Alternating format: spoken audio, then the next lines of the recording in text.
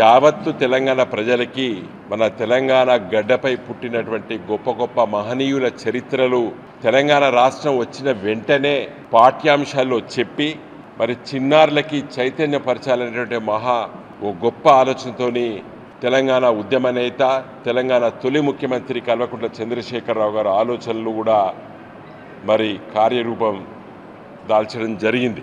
దాంట్లో అతి ముఖ్యులు కాళోజీ నారాయణరావు గారు.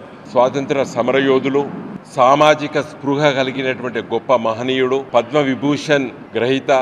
తన ఊపిరే అన్యాయానికి వ్యతిరేకంగా పోరాటం చేసేటువంటి ఊపిరి మరి కాళోజీ గారిది.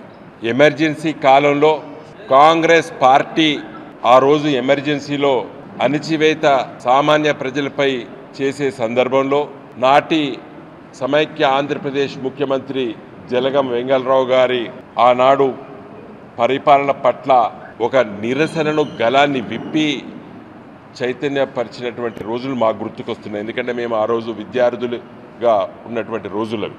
వారికి శాసనసభలు కూడా వారికి వ్యతిరేకంగా కూడా అప్పుడే వచ్చినటువంటి శాసనసభ ఎన్నికలు కూడా పోటీ చేశారు కాళోజీ గారు. కాళోజీ గారి కుటుంబం మొత్తం కూడా వారి పెద్దన్నయ్య కాళోజీ రామేశ్వరరావు గారు ఒక గొప్ప న్యాయవాది వరంగల్ బార్ అసోసియేషన్ వరంగల్ కోర్టులో.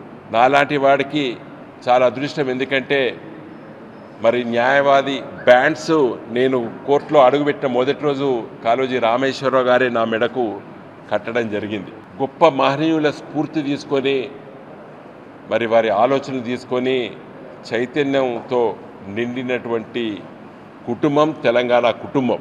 తెలంగాణ రాష్ట్రం కోసం మరి పోరాటం చేయాలని చెప్పి ఆలోచన తెలంగాణలో అతి ముఖ్యమైనటువంటి నగరం వరంగల్ నగరం. కాకతీయ విశ్వవిద్యాలయం మాజీ వైస్ ఛాన్సలర్ ప్రొఫెసర్ జయశంకర్ గారు, అదే విశ్వవిద్యాలయంలో చాలామంది ప్రొఫెసర్లు మేధావులు, మరి మన మధ్యలో లేనటువంటి బియ్యాల జనార్దన్ రావు గారు లాంటి నాయకులు కేసీఆర్ గారిని కాళోజీ గారి ఇంటికి తీసుకెళ్లి కల్పించడం జరిగింది. కాళోజీ గారు ఆ రోజు ఒకటే మాట అన్నారు, ఈ ఉద్యమాన్ని లేపి నప్పుడు కింద పెట్టద్దు, కానీ కింద పెట్టద్దు, దీన్ని చివరి వరకు పోరాటం చేయాలని చెప్పి ఒక మాట కూడా ఆ రోజు వారు వ్యక్తపరిచారు. అదే స్ఫూర్తితోని కేసీఆర్ గారు ఎత్తుకున్నటువంటి తెలంగాణ ఉద్యమాన్ని తెలంగాణ రాష్ట్రం వచ్చేంత వరకు విస్మరించలేదు. మరి తెలంగాణ రాష్ట్రాన్ని సాధించడం 10 సంవత్సరాలు తెలంగాణ అభివృద్ధి వైపు తీసుకెళ్లడం జరిగింది. ప్రజాస్వామ్యం లోపల ఎన్నికల్లో గెలుపు ఓటములు సహజం. ఈరోజు ఈ గులాబీ జెండా అధికారంలో లేకపోయినప్పటికీ కూడా మరి మాలాంటి ఇంత వందల మంది కార్యకర్తలం ఈరోజు మరి కాళోజీ గారి స్ఫూర్తిని వారి ఆలోచన విధానాన్ని కొనసాగించాలని చెప్పి మళ్ళీ ఒక రోజు ఈరోజు ఈ జయంతి నాడు మేము శపథం తీసుకుంటున్నాము.